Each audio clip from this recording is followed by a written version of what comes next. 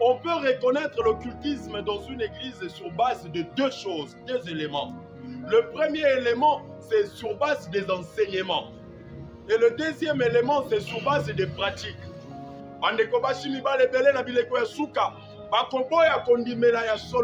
Lorsque nous sommes en train de parler de la foi véritable, la foi pure, bien aimé, il s'agit de quoi? Il s'agit de l'enseignement pur, la saine doctrine. Malakisia solo, oyo esalaka ke bana na Nzambe bakomela mpe bakola.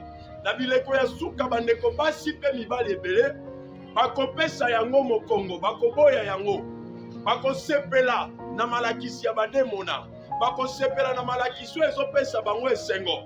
Kasi malakisi ya solo bakokima yango. Lorsqu'on parle plus sur le péché, sur la sanctification, sur la repentance, sur la conversion, les hommes et les femmes n'aiment pas trop ce genre de messages. Ils préfèrent les messages qui font plaisir à l'âme, au cœur. Alléluia. Il y a plusieurs églises qui sont considérées comme des synagogues de Satan. Bandaku ya demo na bisika wapi bazote ya malakisi ya lokuta, bisika wapi bazosala makambo ya lokuta. Ce sont des synagogues de démons, des églises de Satan. L'objectif d'une fausse doctrine, l'objectif de la doctrine des démons, c'est de détourner le peuple de Dieu de la connaissance vraie de la parole de Dieu. Nous avons dit qu'il y a des doctrines des démons telles que l'enfer n'existe pas. Les Arabandeko bazote ya kelife le zalakate. Tolakisa gete ba o nyonso bazolo ba kelife le zalakate. Objectif na bango ezali kokotisa na mitu ya batuke. Okoki kosala na o nyonso lingi na se ya moi. Ezala malamu ezala mabe problème ezate. Po biso nyonso tokokufa pe tokokende sika moko. Bien aimé, c'est une fausse doctrine. Il y a des enseignements des sorciers. Oh, Seigneur, n'a pas jamais baillé balelo. Ceux qui ont yoki enseignement wana, pour comprendre malement que awa bisika o, jambe azate kindokinde ezana bisika o. Ebele abandeko bashi mibali lelo bazote ya maloba na jambe. Ebele bakoti na kati ya science occulte. Bakoti na kati ya franc-maçonnerie, mingi pe baza na kati ya cabale juive. Ceux qui tokosala keba te, mingi ya bandeko bashi mibali bakobunga. Bilema ya bandeko bashi mibali ebele ekobeba ekobunga parce que bango bazo considérer lokola batata na bango mingi babungi kasi okoyeba bango ndenge nini okoyeba bango te na kati ya bajugement moko ezanga fondement okoyeba bango ntango ozoyoka makambo bazoteya mpe ntango ozomona makambo nini bango bazosala. Invocation des anges. Alléluia. Nous en tant que des enfants de Dieu toza na ordre te ya commander na ba angelo. Ce que nous pouvons faire en tant que des enfants de Dieu, c'est de prier Dieu d'envoyer ses anges. C'est de prier Dieu de nous envoyer ses anges et que ces anges agissent. Lorsque nous lisons Psaume chapitre 35, nous voyons David prier Dieu, en train de dire au Seigneur, Seigneur, je n'ai rien fait, mais voilà, ils sont en train de me piéger. Ils veulent que je meure, ils veulent me faire du mal. Envoie tes anges. Alléluia. Parce que nous écoutons ça. David dit à Dieu d'envoyer ses anges. L'armée de Michaël. David n'a pas dit, oh, l'armée de Michaël, je vous donne un ordre, descendez ici et attaquez. Non, David n'a pas dit ça. David a dit à Dieu, Éternel, envoie tes anges. Moi, je parlais avec un homme de Dieu, un prophète un jour qui m'a dit, il est allé voir un autre prophète. Ce prophète-là, il s'est promis ce Fouamamakasi.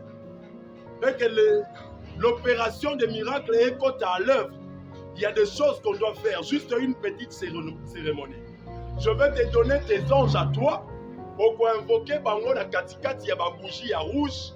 Lorsque tu vas les invoquer, ils vont venir. Et lorsqu'ils vont venir, au copé, ça va mitindo ya oyo lingi bashala. C'est de la sorcellerie. Alléluia. C'est de la sorcellerie. On ne peut pas invoquer les anges parce que les anges sont des esprits au service de Dieu. Que Dieu lui-même a envoyé exercer un ministère dans la vie de ceux qui doivent hériter le salut. Les anges sont au service de Dieu, la Bible le dit comme ça. Au service de Dieu. Lorsque tu arrives dans une église où on invoque les anges, on donne des ordres, bien aimés frères et sœurs, c'est de l'occultisme dans cette église. Alléluia. Il y en a qui disent que Caïn est le fils de Satan et non pas le fils d'Adam et Ève. Ça encore, c'est un enseignement des démons. Parce qu'il y en a qui disent aussi que Jésus s'était marié, Jésus avait une femme, Jésus a eu à faire des enfants, et la dernière descendance de Jésus a donné naissance à ce qu'ils appellent les Saint Graal. C'est de la sorcellerie. Nous savons que Jésus ne s'était pas marié. Nous savons que Jésus n'a pas eu d'enfant. Lorsque tu entends dans une église, on est en train de dire que Yeshua Bala, Yeshua Bota, Kindo Keza na kati église. Alléluia. Jésus n'a point connu de femme. Jésus n'a pas eu d'enfant. Il avait une mission spéciale. Parce que déjà, lorsque nous lisons Jean chapitre 1, verset 1 à 4, et puis tu es verset 14, tout le monde a que Yeshua jamais. Maintenant, comment un Dieu va descendre sur la terre? Non, non, non, non, non. Lorsque tu entends dans une église, une secte, il ne faut pas y aller. Parce qu'aujourd'hui, il y a de la sorcellerie à ciel ouvert.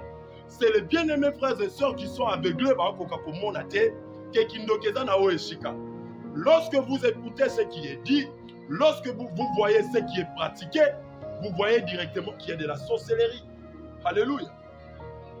Lorsqu'on dit que Caïn n'était pas fils d'Adam et Ève, c'est une contradiction diabolique.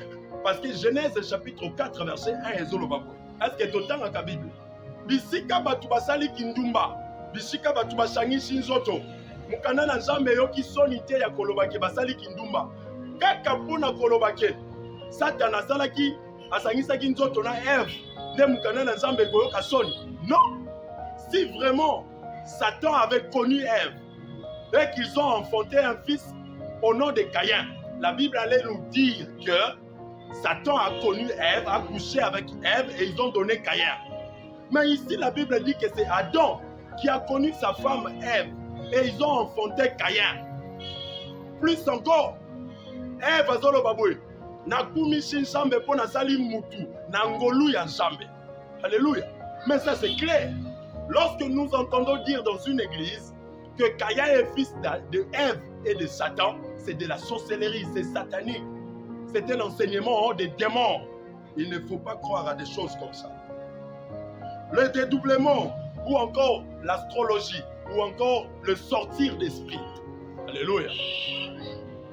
Qu'on multiplie un soto, qu'on double un soto. C'est-à-dire, l'évangéliste romain n'a la capacité de se concentrer.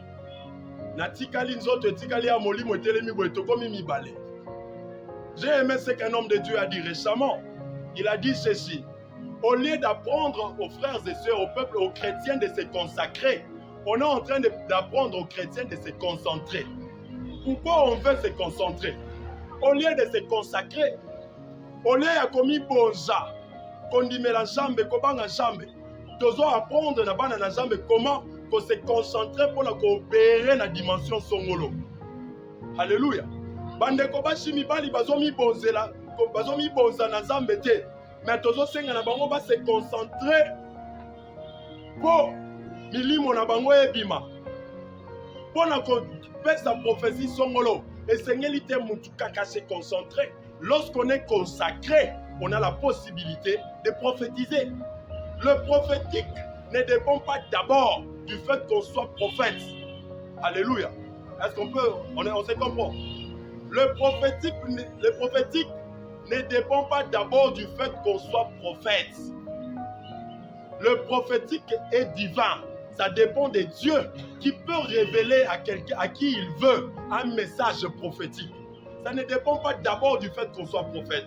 Je peux ne pas être un prophète. Mais Dieu me donne un message sur un frère, sur une sœur, et je donne ce message-là. Est-ce que ça fait de moi un prophète? Non. Bozangi boyebi lelo nde ezoboma bandeko basi mibali ebele. Bazoluka koyeba maloba na jambe te. Bazoluka koyoka mingi. Sima ya koyoka mingi pe sima ya komona mingi. Ozoyeba te kozala jugement. Mwana na jambe ya solo oyo aza na molimo santu la Bible ezoyebisa yebwe. Examinez toute prophétie. Autant la soki eza ya Nzambe to eza ya Nzambe te. C'est-à-dire mukana na Nzambe ezopesa biso ndingisa en tant que bana na Nzambe ya koexamine makambo nyonso.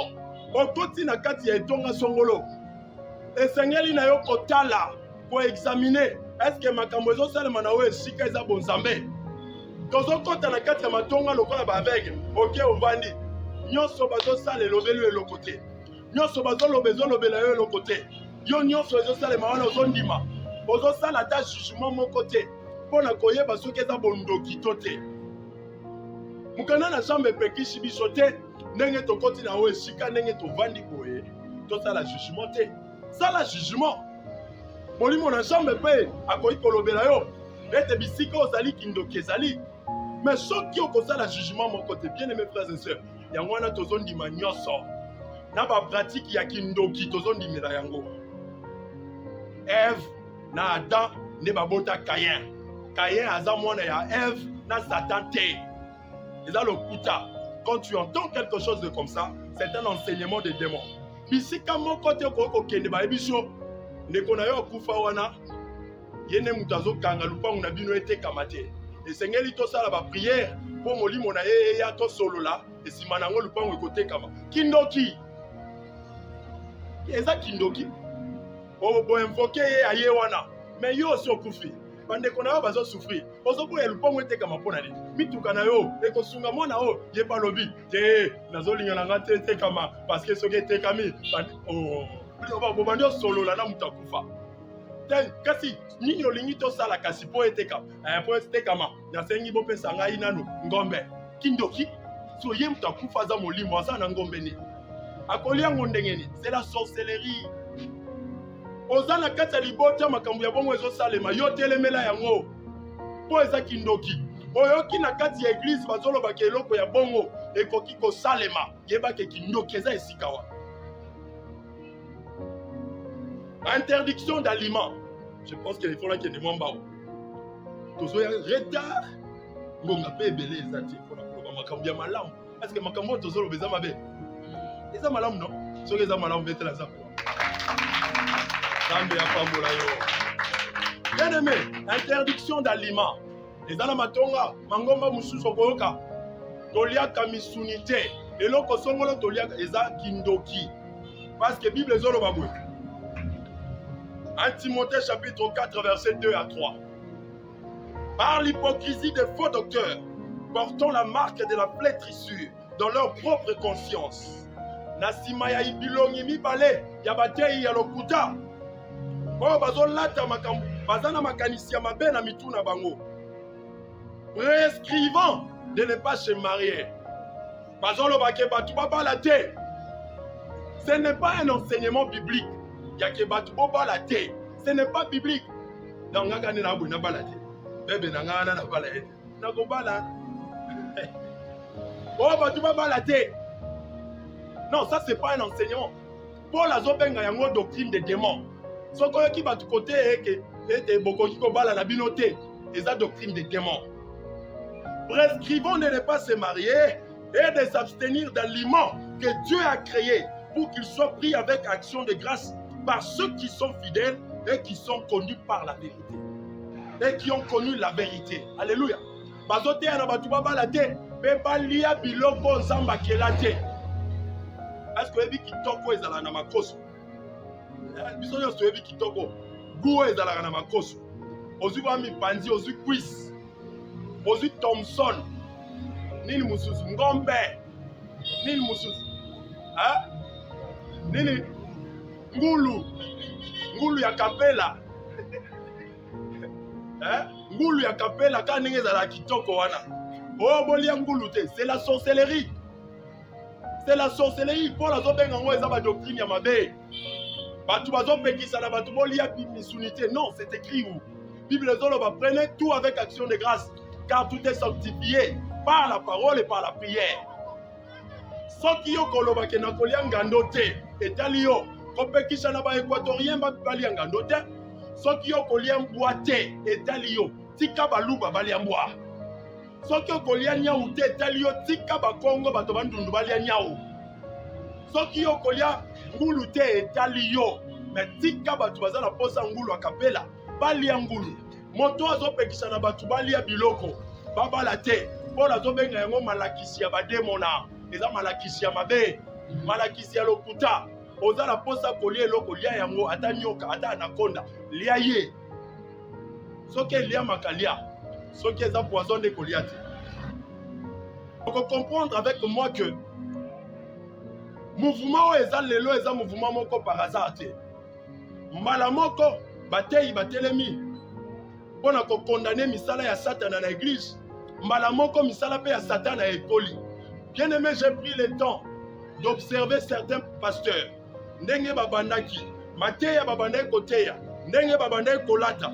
Je les ai vus arriver à un moment donné. J'ai compris que ndeko oyo babungi bakoti kindoki. Makambu babandaki koteya na oyo bakomi koteya. Makambu babandaki kosala na oyo bakomi kosala. L'esprit me convainc oyo akoti science occulte. Ebele bakoti science occulte. Maintenant, nous commençons la seconde partie. Je ne sais pas si on va finir. Partie, il y a ma pratique, il y a Mishala. Et Seigneur, il a vu ce qu'on a et que dans les sciences occultes, la force est dans les détails, les cérémoniels, le respect des pratiques. Dans les sciences occultes, la force, c'est dans les détails, dans les cérémonies, dans le respect des pratiques. Batu nyonso bakota na kati ya misala mabe na mokili ya molili. Esengeli kotala bango na ba détail. Esengeli komona ba cérémonie. Tangu bazosala musala na jambe. Tangu bazosala bonganga na jambe. Cérémonie nini bazosala? Parce que na kati wana nde mokili ya molili elingaka ba détail. Biloko moko ya mikie oyo kotalisaka oyo azali mutu na biso. Oyo azali mutu esi akatisa ngambo. Na mokili ya molili eza ba détail. To négligeaka ba détail nyonso te. Oyo esalemaka na kati ya église. Soki détail wana otali yango, ekondimisa miteke oyo eza bonzambe, boya yango. Boya yango mbala moko. Ezali na domaine oyo bazobenga talismanie. Talismanie ezali art ya kofabrike ba talisman. Elakisi boye. Na kati ya mokili ya molili, bazali na capacité ya kotransférer pouvoir na kati ya nzoto ezali physique. To comprendre malamu. Est-ce qu'on est là? Est-ce qu'on est là? Je pense que toi aussi c'est là à te continuer. Na mokili ya molili bazali na nguya na capacité ya kotransférer nguya moko songolo na eloko oyo ezali physique. Pe sima na yango eloko wana ezali physique ebanda koproduire misala songolo. Comment?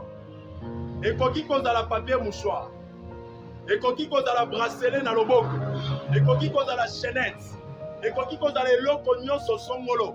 Nde okoyoka bandeko mosusu koloba ete ntango nasombaki calendrier na elongi ya papa, ntango nazwaki foto ya papa natiaki yango na mie, nsima na yango na katikati ya butu nazalaki atake na milimo mabe.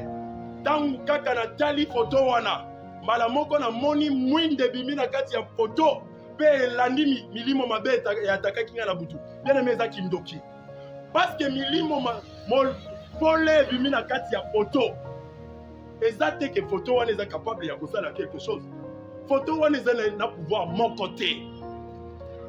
Ekoki kopesa nguya moko te.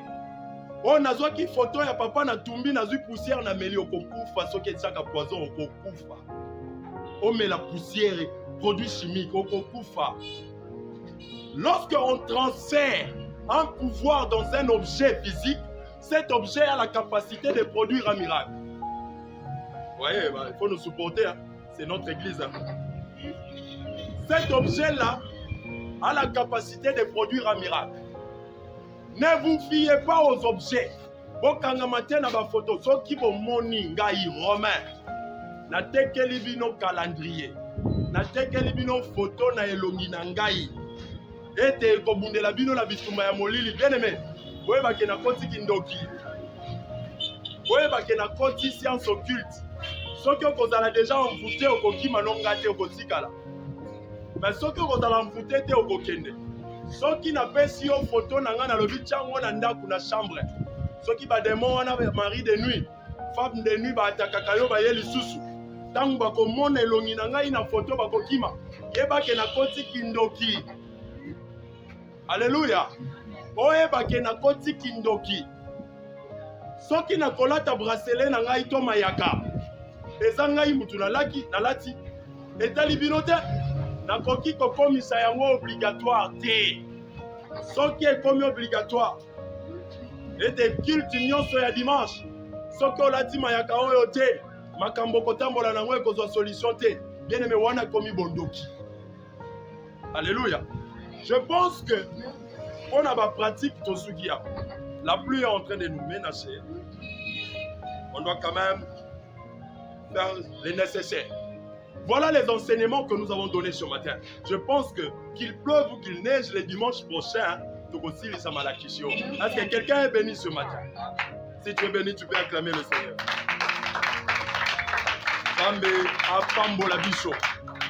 Bien aimé Malakisho, ezali motu ya makasi. Ozo 30 secondes.